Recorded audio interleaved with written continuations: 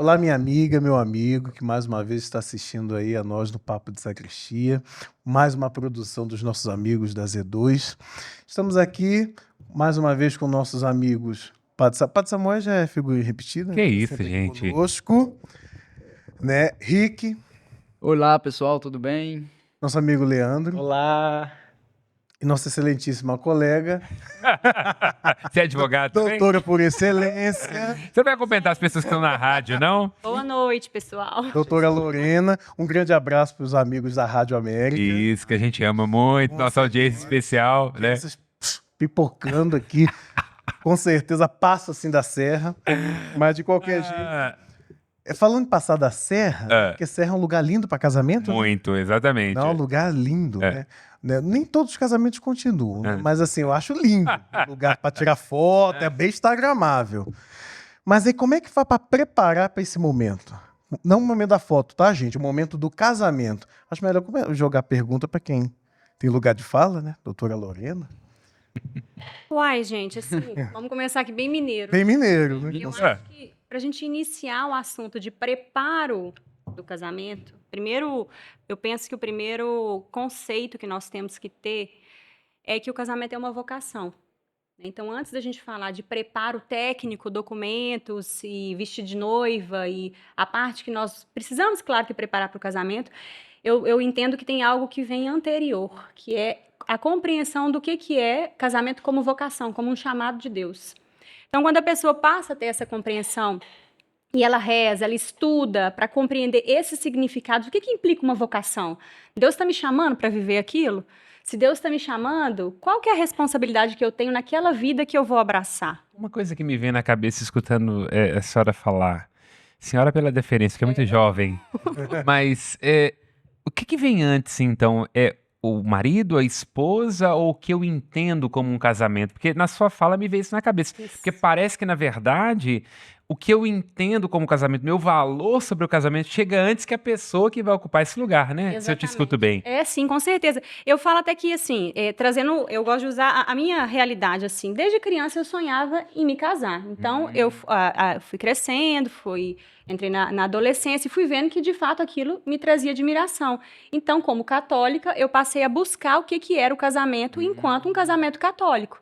Então, fui descobrindo ali quais eram não vou dizer as obrigações de forma técnica, mas olha, eu vou ter um marido, então eu tenho que saber que eu vou precisar cuidar da casa, né, que as nossas economias, elas precisam ser em comum. Então, eu fui vendo isso na vida de outros casais. Né? Então, por exemplo, meus padrinhos, os meus pais, como que foi a vivência deles, né? Que acaba sendo reflexo pra gente. E os filhos? Vou querer ter filhos? Não vou querer ter filhos? Isso é obrigatório num casamento? Não é? Então, eu digo que eu, pessoa, antes de me unir com o meu esposo, o que eu trago ali de pensamento, daquele chamado? Porque se Deus me chama, existe uma inquietação dentro de mim, me tendenciando, me inclinando para aquilo. Então, eu penso que o primeiro ponto é esse. Eu, enquanto solteira, fiz esse discernimento. Olha, eu sinto o chamado para a vida matrimonial. Eu gostaria de dividir a vida com alguém. Ficar embaixo do mesmo teto, porque tem gente que não suporta a companhia de outro. Então, essa pessoa tem que repensar se ela vai suportar uma vida matrimonial. Então, de alguma forma, se a pessoa for estranha a si mesma e ela não tiver a noção do que ela quer, a tendência da vida a dois não dar certo é muito grande. É muito grande. E isso a gente vê na nulidade matrimonial. Quando nós pegamos pessoas que vivenciaram namoros, até às vezes muito extensos, mas às vezes namoraram em cidades diferentes. E que a convivência era muito pequena, né, gente? Pequena mesmo. Se encontrava a cada 15 dias e quando os dois passam a dividir o mesmo teto, começam a perceber que o outro não se identificava com a vida matrimonial. Por quê? Queria continuar com a vida de solteiro, né? Queria continuar saindo com os amigos, futebol. Quer dizer que a pessoa não fez aquela análise daquelas obrigações próprias. Poxa, eu vou me casar, eu preciso estar com o meu cônjuge, né? Então, chega uma sexta-feira à noite, eu tenho que ter a compreensão de que ele precisa da minha companhia também.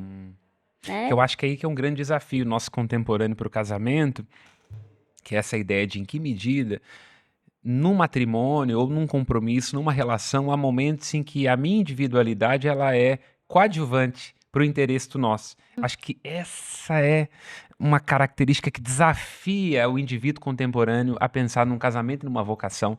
Porque a vocação é disponibilidade, é saída de si, é um consenso na divergência. Isso é muito complicado.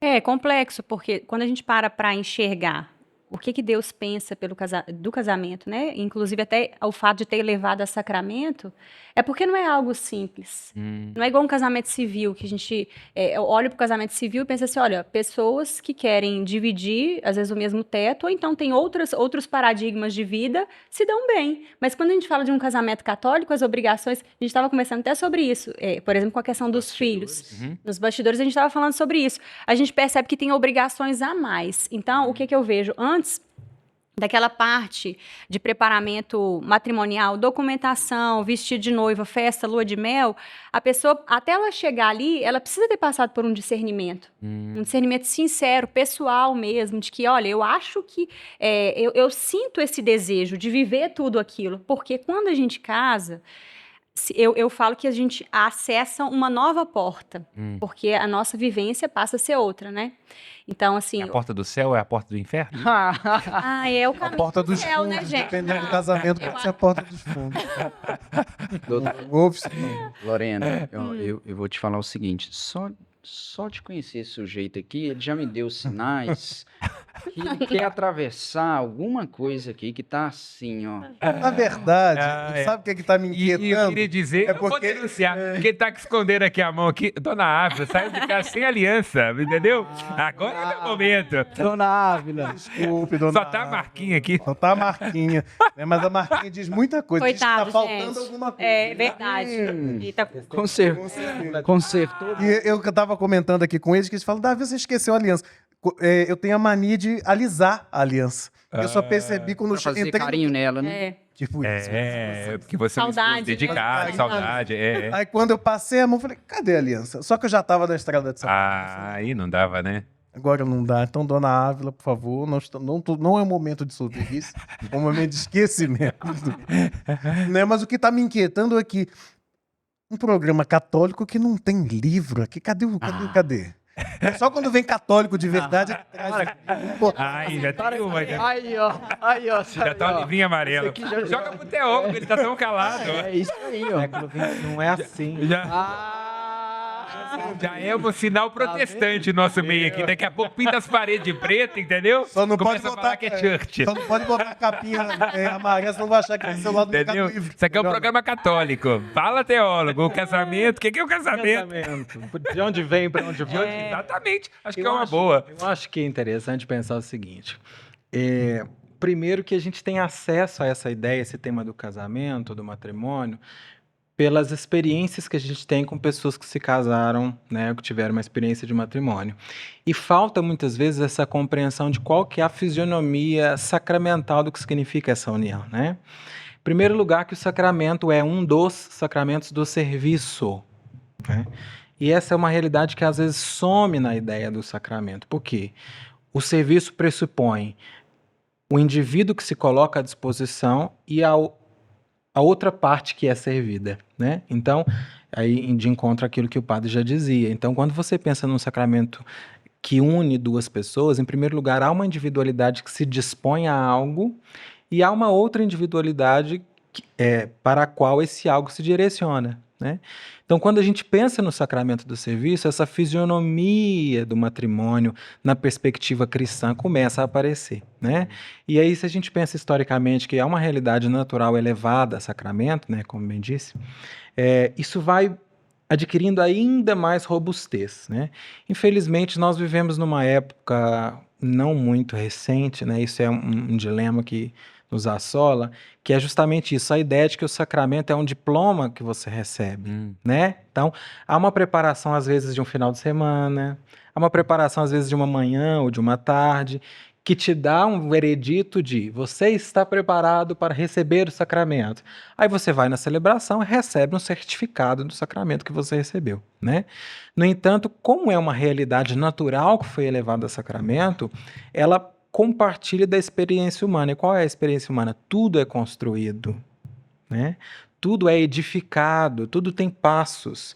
Então, o casamento, ele conhece, ele se expressa de maneira pública no dia da celebração do sacramento, né?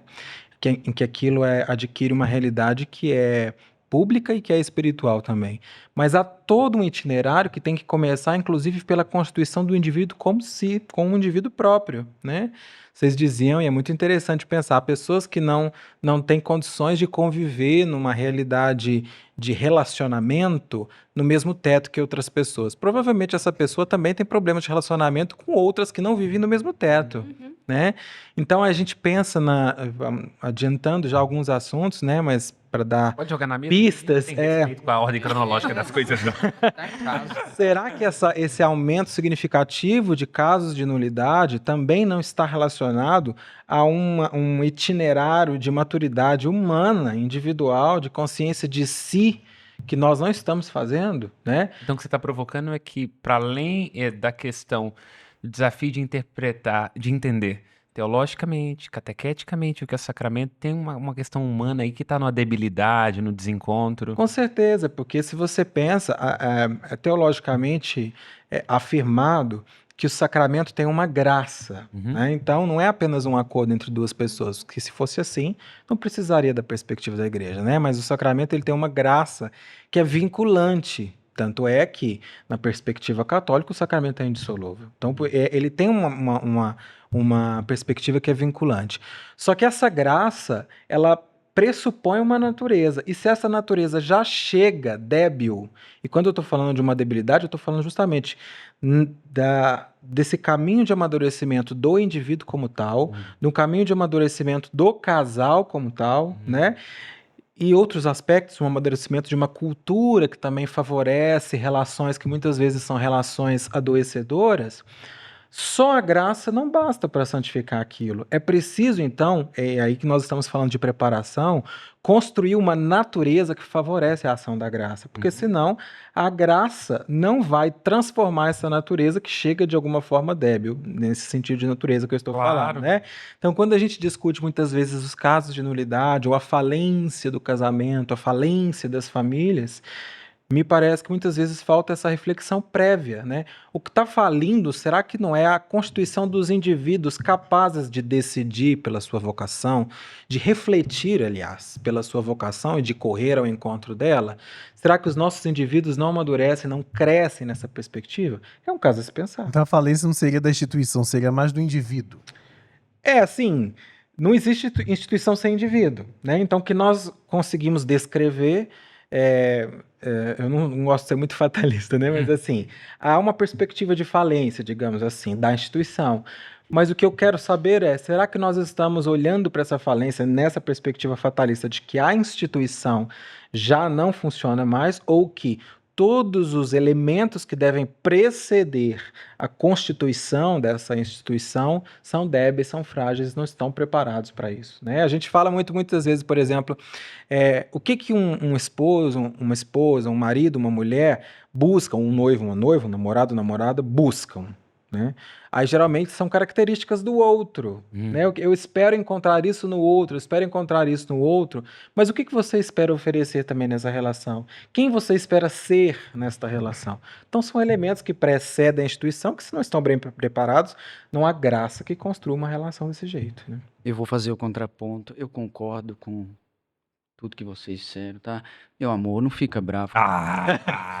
Mas é o seguinte, se é vocação... Lá vem. Pega o que é tecido. Se precisa de vocação, precisa de graça, precisa de cruz também. Entender que em algum momento é sacrifício, é sofrimento.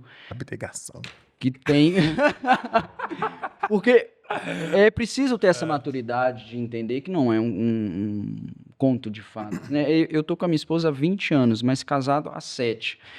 Nada preparou para o que a gente ia enfrentar. Então, foi a soma da vocação, da graça e do sacrifício individual de cada um que está fazendo a gente prosperar nesse casamento. Mas que essa é uma realidade muito favorável quando você tem esse caminho bem traçado e bem construído, mas é a realidade de poucos. Penso até que, de alguma maneira, ninguém quer mais isso.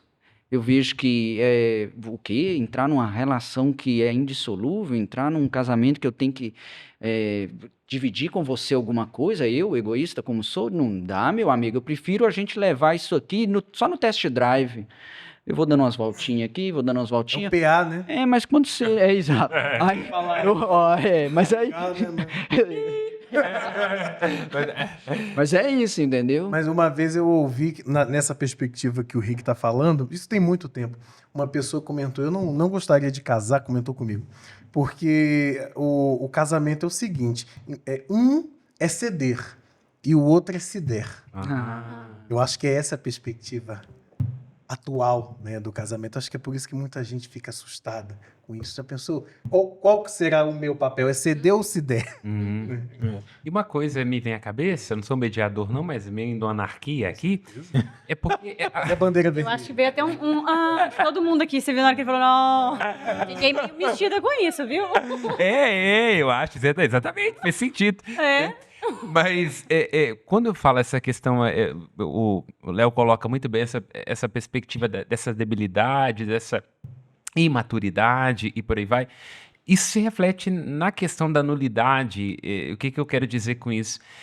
Será que quando nós vemos hoje boa parte das pessoas com a dificuldade de entender essa indissolubilidade do sacramento do matrimônio, não é muito fruto disso?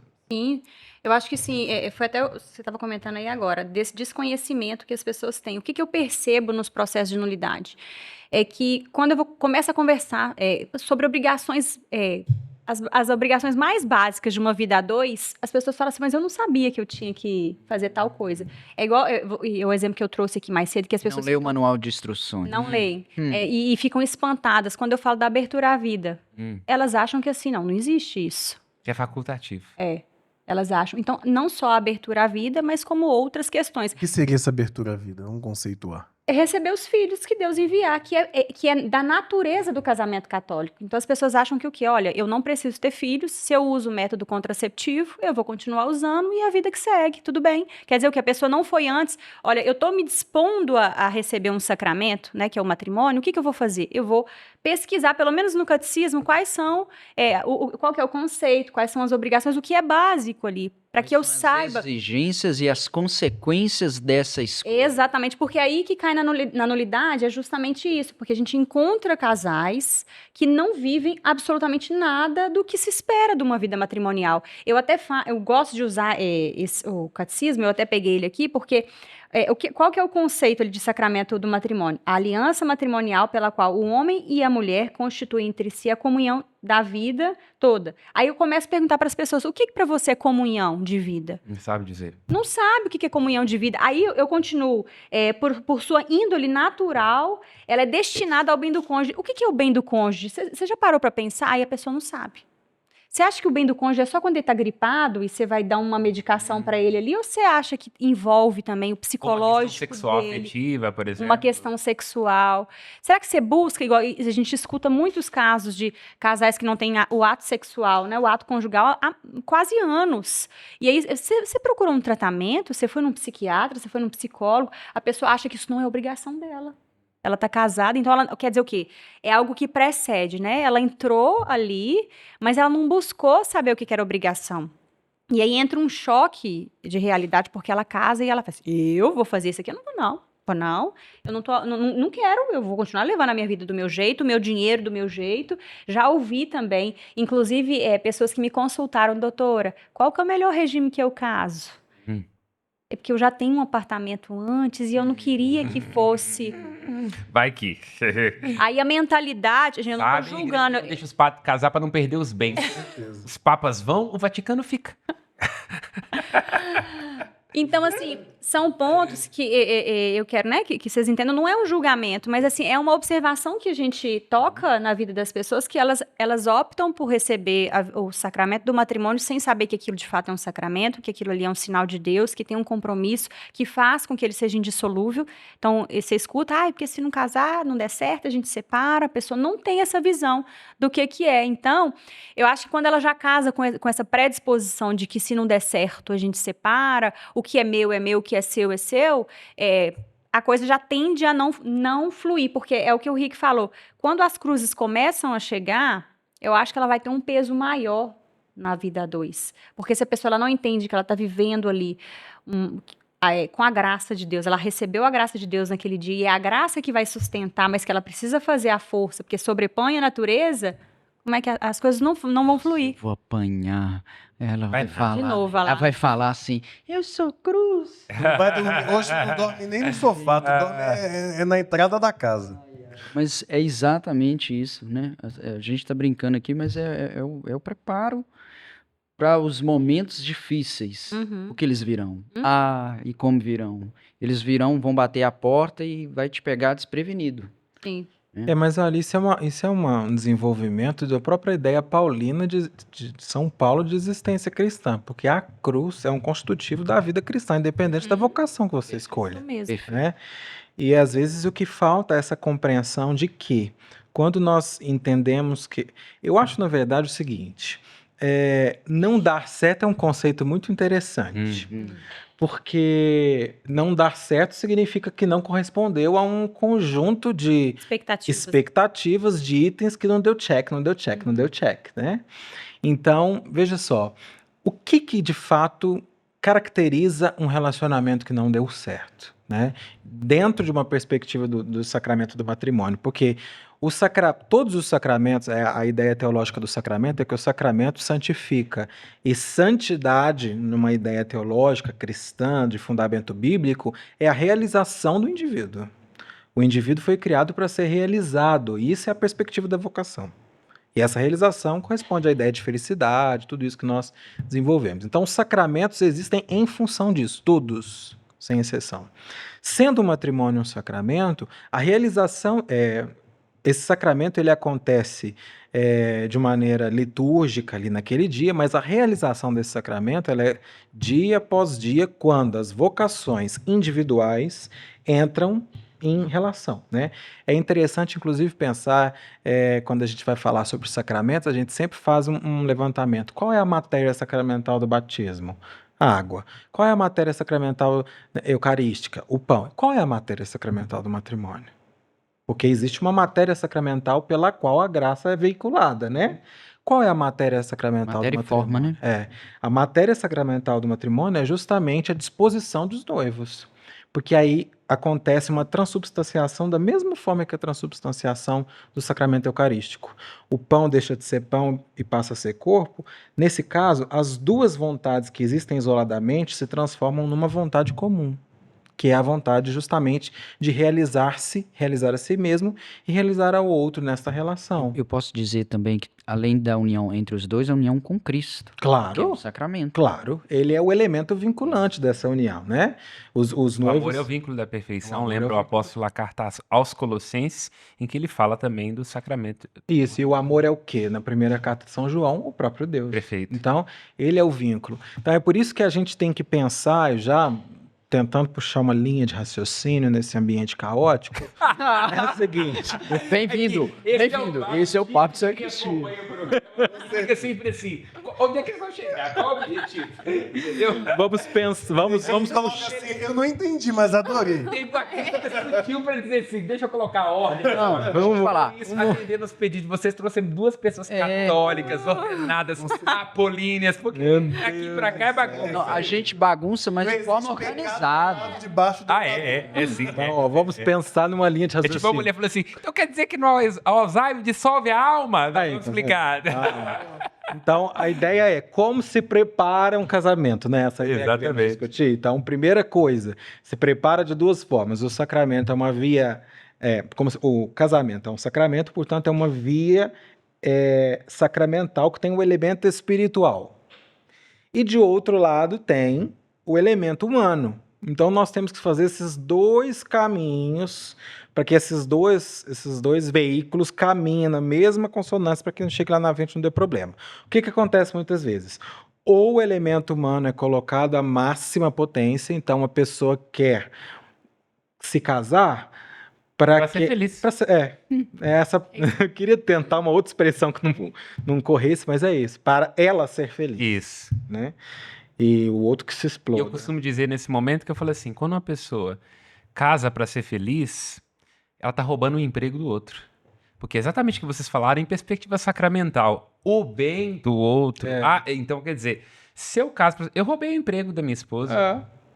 E por um outro lado também acontece as pessoas que evidenciam muito o aspecto espiritual, e aí há um perigo de pensar nisso no sacramento apenas como uma via de purgação ou de sofrimento, né? Porque o sacramento é a realização e essa alegria definitiva que é própria dos santos, né? Que a gente repercute muito isso, aí o humano vai ficando de lado, vão adoecendo, as pessoas vão adoecendo, a relação vai adoecendo, né? Aí uma das partes pensa o seu lugar apenas de serviço, esquece o seu lugar também de receber nesta relação, vai adoecendo, aí acaba imitando um homem que procura uma mãe, não uma esposa, né? Isso vai eliminando o elemento humano da relação. Uma esposa que procura um filho.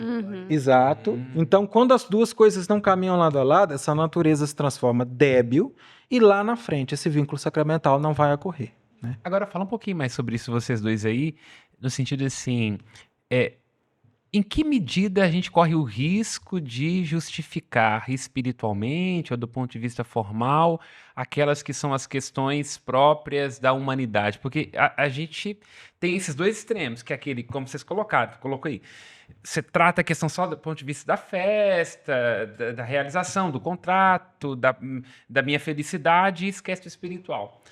E que eu acho que está muito presente, que eu diria que é uma doença contemporânea do casamento, uma pandemia. Agora, também tem um outro lado que é aquele onde eu acho que é o espiritual apenas e que vai resolver as questões que envolvem outras questões. Então, eu queria que vocês falassem um pouquinho sobre isso, porque eu vejo no confessionário muito isso, e às vezes até algumas pessoas, eu sigo o padre tal, aí o padre tal falou comigo assim que o meu problema no meu casamento é porque eu rezo pouco. Ou acorda lá de madrugada e joga água benta no marido, eu fico pensando assim, meu Deus do céu, vai resolver? Eu acho que, até pela experiência mesmo da nulidade, que tem 2 aspectos. O que eu vejo são pessoas que realmente se casam sem essa compreensão de que há necessidade ali de ter esse cuidado, quer dizer o quê? E eu até brinco, eu uso uma analogia que é a seguinte, quando eu estou atendendo. Gente, a gente vivencia todo aquele processo da vida ali do momento do casamento, só que quando a gente vai embora, nós levamos uma caixa fechada, cheia de obrigações matrimoniais. A gente só vai ter acesso a essas obrigações quando a gente chegar em casa. Eu e o meu Tipo a caixa de Pandora. Tipo, e acaba aquele momento ali que é esperado e ali que entra, né, o play mesmo na vida matrimonial, aonde começam as exigências mesmo de um e do outro, que é o que o senhor estava falando aqui agora. Até que momento eu vou saber analisar que aquilo que eu estou fazendo, eu não estou excedendo e só eu faço. E aquilo começa a me adoecer, porque é comum pegar mulheres que chegam e falam assim, olha, o que eu podia fazer, eu fiz, eu rezava muito, eu rezava rosário, eu fazia isso, e ele como mulher na rua, ou com homem na rua. Não acontece. Com homem na rua, sabe, com homem na rua, tendo todo um comportamento, acabou com o patrimônio todo da família, então às vezes a gente não sabe nem como orienta aquela mulher, porque ela fica às vezes perdida até na fé. Por que eu tô rezando, eu tô pedindo, e a natureza daquele homem parece que não cede. É como se não cedesse, né, aquela realidade. Aí, né? nesse caso, nós teríamos que procurar não vou dizer uma culpa, porque aí não seria Responsabilidade. É isso. Onde? Porque eu acho que esse é um grande sofrimento também, no sentido assim, que acho que tem 2 extremos. Aquele onde a pessoa, ela via que era assim, mas ela foi ignorando esses sinais, que acho que tem a ver com a preparação. A preparação, acho que também é estar atento. costumo dizer que Boa parte da metade. A boa parte dos casamentos é assim. exatamente. Ou então quando a pessoa de fato tem algumas transformações. Sim, tem. Os vícios, por exemplo. Tem. Que quando a pessoa era viciada e a outra não sabia, tudo bem, é um erro de pessoa. Exatamente. Agora, e se ficou depois, o que eu faço? É Aliás, eu não, porque eu não vou me casar, né? Acho que não. Mas vai escutar isso no confessionário. Claro. Vai ter que dar uma palavra sobre isso. É desafiador mesmo, porque isso acontece, né? Tem as duas perspectivas. A perspectiva da mulher. Vou trazer pelo lado da mulher, porque eu sou mulher que ignora. Ela enxerga que tem o problema, e isso a gente descobre através das testemunhas. Ô, doutor, e tem só um acréscimo a isso, que existe uma realidade que nós estamos ignorando na igreja, mas isso é que eu preciso trazer. Etnográfica. As nossas igrejas são majoritariamente femininas, correto? Perfeito. Muito. A porcentagem alarmante de mulheres que vivem a todo momento na igreja porque estão fugindo de casa é enorme. Uhum. Né? A gente vê assim muitas pessoas que têm uma vida devotada, são até apelidadas pejorativamente de beatas, né? De pessoa que está ali na igreja, etc. Evidentemente ninguém dessa audiência, nem da rádio, claro que não. E estão ali o tempo inteiro na igreja, ajudando, fazendo, a gente olha aquilo como uma atitude de piedade, e às vezes né?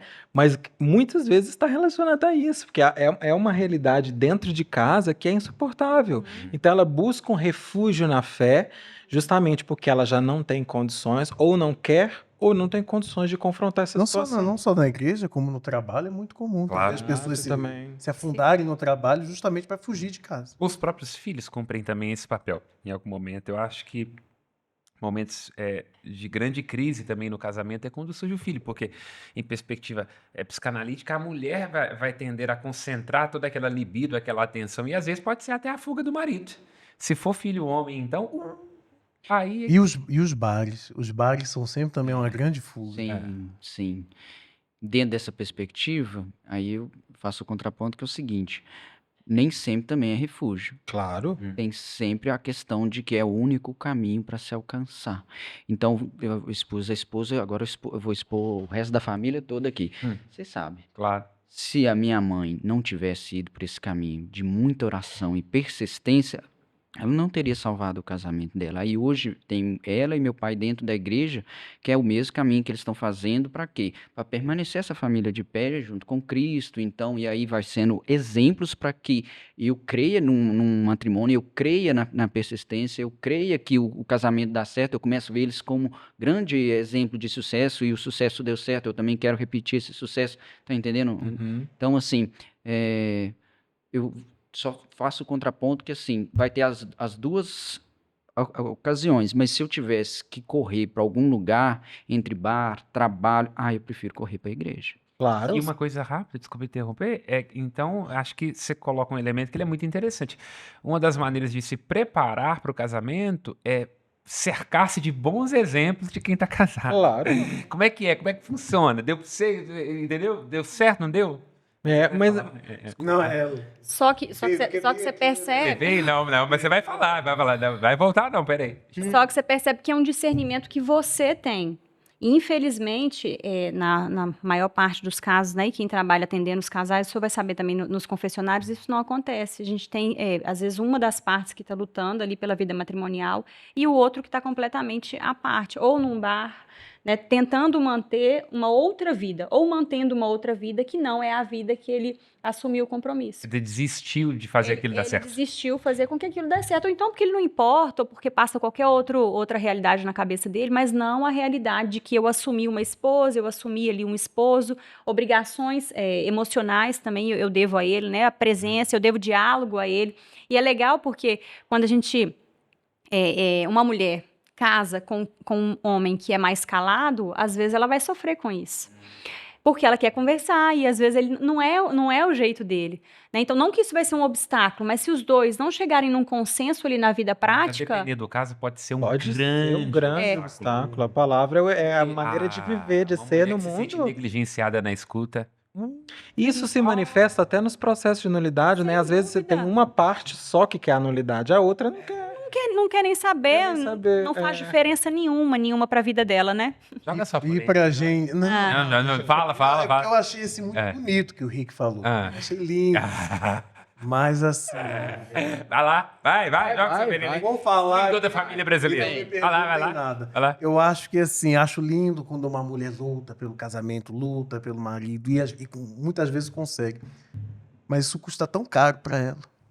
Custa muito caro. No final, você não vai ter que deveria montar ser assim. aquela mulher. É.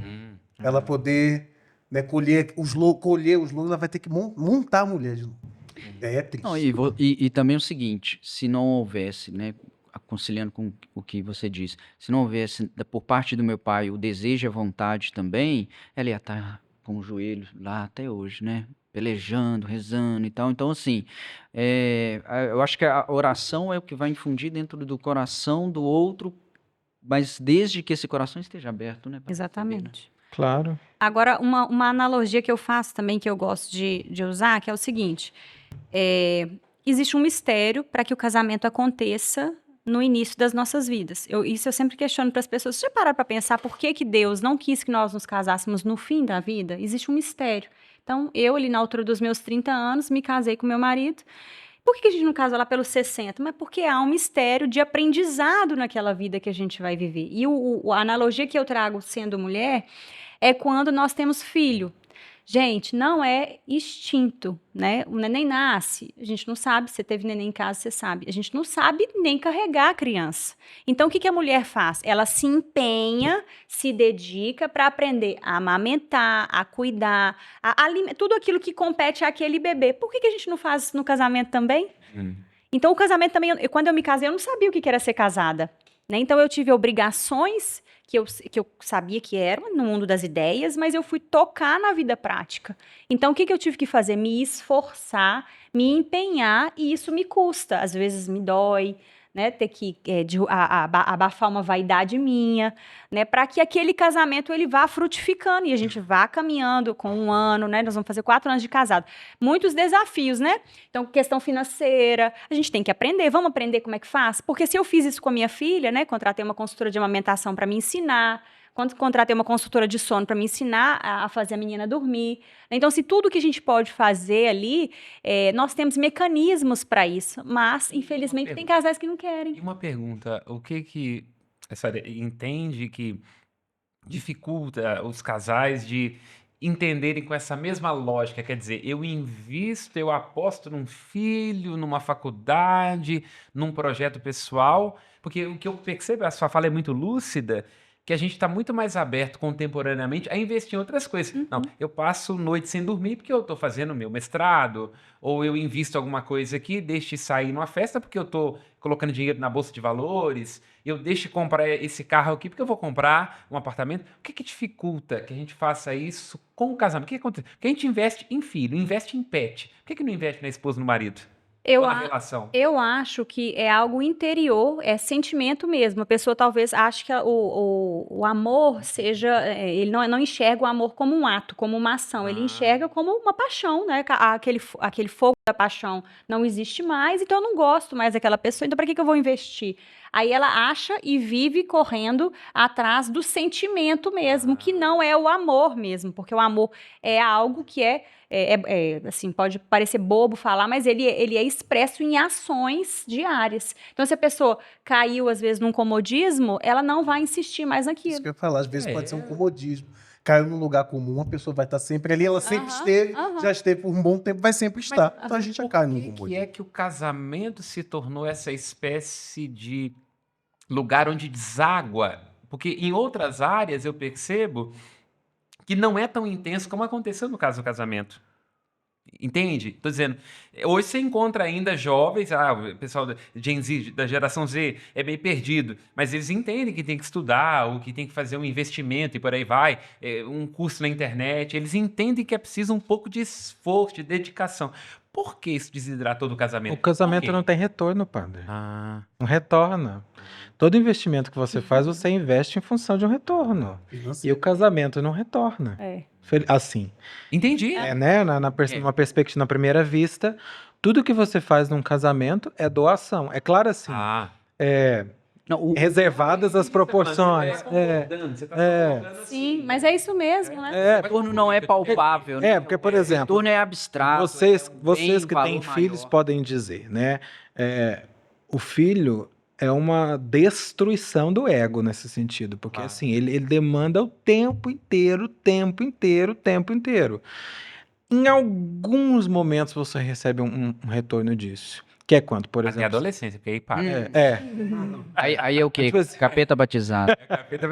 Quando seu filho fala seu nome, né? Fala papai, fala mamãe, ou quando você vai à escola, vê ele dançando, isso são pequenos elementos de reforço que nem de longe, assim, né? Compensam o que tá entregando. Compensam toda a perspectiva da doação, tô descrevendo a realidade, né? Ah, Então é por isso que às vezes deságua, né? E é uma coisa, e é exatamente essa ideia de que nós transformamos a perspectiva do sacramento por uma série de fatores históricos ou culturais numa escolha como as outras. Então, assim como você escolhe uma coisa, você pode desescolher. Se vamos testar, se der certo, bem, se não der, a gente testa outra coisa. E esse é o preço que a gente paga por isso. Porque as coisas passam a ter valor apenas quando elas nos dão algum retorno. Então, quer dizer, o casamento está afetado pelo utilitarismo. Sim. Sem dúvida. Serve, se não serve. E aí eu retomo o que ele disse logo no começo. Quando você tem uma cultura adoecida, um indivíduo adoecido da sua percepção no mundo de ser e estar, não há discurso ou fundamentação teológica que sustente um relacionamento. Verdade. Porque vocês estão falando do adoecimento.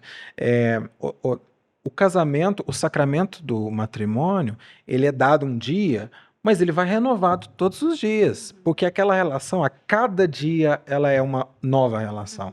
São Né? novos desafios. Novos desafios que aparecem, né? Você pode pensar, por exemplo, vou dar um exemplo muito simples, que é a realidade prisional desse país. Se você vai a uma prisão masculina, a fila de pessoas, de mulheres casadas com aqueles homens que estão presos, para poder fazer a visita, que passa por aquele processo fechatório, é enorme. Né? As pessoas dobram o quarteirão. Se você vai a um presídio feminino, elas não recebem visita. Né? Isso já corresponde, sem falar de outros elementos que estão aí envolvidos nisso, né? Mas isso já revela de que forma eles estão pensando isso. Provavelmente, essas mulheres estão numa relação onde elas precisam dessa figura. Elas necessitam, então elas não podem se desvencilhar disso. Né? E o homem não precisa dela, então ele não vai atrás, não vai visitar. Então, isso são reflexos de uma cultura, de uma construção de identidade do indivíduo que repercute no casamento. E aí a gente muda, agora pensando numa perspectiva eclesial. Nós mudamos os formatos. Muda o formato de curso, aí muda o formato de livro, aí bota texto do catecismo. Só que isso não repercute de maneira direta na vida das comunidades, porque parece ser um sintoma de algo que antecede. Né? E aí, uma crítica, eu não costumo fazer críticas à igreja, mas agora eu vou fazer uma, pra você ver. Presta atenção. Mas ninguém vai contar pra ninguém. Tem alguma coisa nessa mesa? É o comunismo, sei lá, teologia da libertação. Esse sou eu. Deve ser alguma coisa aqui. É desse jeito. Eu venho aqui, eu me contamino. Né? Mas eu acho assim, que a igreja, ela recebe os casamentos com muita facilidade. Né? Os noivos chegam nas nossas igrejas e marcam um casamento com um mês. Mas se eu subir o sarrafo, ninguém casa. Mas esse é o objetivo. Mas será? Por que as pessoas vão tem que casar ter se elas filho, vão gente. casar e vão adoecer? Eu acho que é porque não sabe o que fazer. Tá? Mas, Entendeu? deixa eu aproveitar esse gancho dele e já caminhar pro final. O papo tá Eu tão bom. Nós começamos a falar mal de alguém. Vou continuar com ele. Nem falamos mal dos crentes direito. Não, mas aqui a gente joga a bomba pro outro. Eu joguei a bomba, você vai jogar ela pra mim de novo. Você devolveu continua. E você O viu que se espera de um casamento católico? O que a igreja espera de um casamento católico? Vou aproveitar que E como se preparar pra essa roubada? Como se prepara? Não prepara, né? Nunca tem preparação pra isso. A gente vai e quando vê, bambolê de otário tá... agora não dá não, mas Dona Ávila vai me perdoar. O que se espera de um casamento católico? Ah, Ele vai ter que pegar um fôlego. Enquanto ele resolva o episódio. Resolva o programa. Nos últimos minutos. Nos últimos minutos, né? Mas, grosso modo, o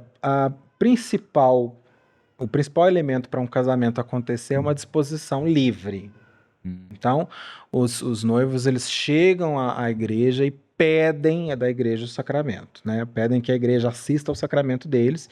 Então eles têm uma disposição livre. Aí essa disposição livre, ela se desenrola em vários elementos. Então eles não estão sendo obrigados a casar, eles têm consciência do que é o sacramento, que aí já é uma falha, né, das obrigações do sacramento. Não há nenhum impeditivo, então eles não têm outro sacramento do matrimônio que precede, eles não são parentes, né, primos de primeiro grau, eles não têm um impeditivo de um sacramento da ordem, por exemplo. Então, assim, eles têm uma disposição livre e desimpedida. Só isso basta para o sacramento acontecer. Só que uma disposição livre e desimpedida, ela se desenrola em vários elementos, né? Então, abertura à vida, né? Se você não tem abertura à vida, isso é impeditivo. Uhum. Só que isso está dentro da disposição livre. Só que isso é uma coisa que você não filtra quando a pessoa chega na igreja. Não tem como você filtrar isso. Aliás, não sei se não tem como, mas assim, aparentemente não há muito interesse E uma preocupação muito minha, além da preocupação de dar à pessoa clareza, e boa parte das vezes eu estou recebendo pessoas que são de outras paróquias e por aí vai, é não ferir a consciência. Porque ali naquele momento, dependendo de como você faz a abordagem, você vai criar um atravessamento na pessoa que, claro, nunca negligenciei o que é aquela lucidez mínima para que a pessoa possa entender o que é o sacramento do matrimônio. Agora, há momentos em que eu falo assim, eu não vou entrar demais nesse aspecto não, porque, por exemplo, eu pergunto, estão dispostos a receber com amor os filhos que Deus nos confiar? Tamo. Mas aí se eu percebo que a pessoa tá, mas um e meio, entendeu? Aí eu não entro muito, porque ali naquele momento, dependendo do que eu falar, a pessoa vai entrar em paranoia, entende? Aí eu procuro fazer de tal maneira que se garanta aquilo que é o mínimo para dar essa consistência formal para o contrato, que é o casamento, o matrimônio. Mas há momentos em que eu percebo que se eu entrar demais, a coisa vai desandar. É tipo Detran. Aí você vai lá e faz um monte de teste, e faz isso, faz aquilo, recebe habilitação e acha que está preparado para dirigir. Não. Exato. Então, quando eu perceber... Exatamente, boa analogia. Quando eu tô ali como instrutor, percebo, a pessoa sabe parar o carro, sabe estacionar, entendeu? Não vai bater em ninguém, não é louco, tá psicotécnico ok. Eu falo, beleza, Tá mas não pega BR agora não. Bem, Davi. Não, eu queria ouvir da perspectiva. Eu ia deixar ele para finalizar de modo romântico, mas já que ele falou, então eu vou deixar que ela finalize com a perspectiva. Hoje eu tô sarcástico. Mas, na verdade, eu acho que esse complemento de tudo, né? Porque quando a gente fala da perspectiva jurídica canônica, está englobado todos esses pontos que a gente falou aqui, né? Porque é isso que é a visão que a igreja tem. Porque como que uma pessoa que não tem a condição, civilmente falando, de se casar, pede um sacramento? Então, a gente soma as condições civis também com as condições pastorais, lógicas ali, de catecismo mesmo, que se espera daquela pessoa que deseja o sacramento. Tem um exemplo que eu uso sempre, que eu acho que vale a pena e é pertinente. No meu curso de noivos, foi um diácono que deu a aula sobre a nulidade matrimonial. Falou de nulidade no meu curso de noivos. E aí um casal levantou a mão e falou que não queriam ter filhos. Nós não queremos ter filhos. E ele falou para todos que era uma condição essencial do matrimônio, que eles não poderiam receber o sacramento do matrimônio. Então eu achei bacana, porque quer dizer o quê? Ele reafirmou a fé ali, né? Porque não adianta eu enganar, às vezes, a pessoa que está desejando a vida matrimonial, sendo que não faz sentido, né? Então eu acho que a perspectiva é essa, sabe? Ter esse olhar de que o quê? Eu tenho compromissos e eu preciso assumir com esses compromissos, né? Não é porque eu vou vestir de noiva ali, que é só aquele momento e a partir dali eu não tenho obrigações, mas eu tenho obrigações para com o outro. E que se essas obrigações não forem cumpridas, pode ser que ficou venha... evidente que não sabe fazer baliza. Aí, Isso. entendeu? Quando fica evidente que não sabe... Mas Aí- se não sabe fazer baliza, você para no quarteirão da frente, Então, estaciona no guarda, no... Não é sempre perceptível para a igreja que a pessoa não sabe fazer baliza, entendeu? Então a igreja, se ela Mas às vezes a pessoa vai enganar assumir essa mesmo. responsabilidade sozinha, A pessoa vai enganar e aí cai na nulidade. Quando a gente pega um caso de nulidade, a gente consegue perceber pessoas que negligenciaram coisas que elas já viam no namoro, mas muitas pessoas que de fato foram enganadas. Né, que como a gente já comentou algumas vezes, né, às vezes está prometendo uma coisa, chega na vida matrimonial, não Amor Exato. não era. era cilado. Mas aqui, condição sine qua non. Nossa. Para um casamento feliz. Não, o nosso casamento com Os nossos amigos, aliás, a gente não casa com amigo, né, que feio. Mas assim, nosso relacionamento aqui é muito sério, né? Com os nossos vários seguidores. E condição sine qua non é o quê? É deixar um comentário, curtir, compartilhar. Falar que adoro o Davi. Não, né? Mas falar pelo menos que paróquia que vocês vieram, deixar lá um joinha, elogiar a nossa equipe Z2, que é maravilhosa, né? Um abraço para todos. Amém? Amém. Amém.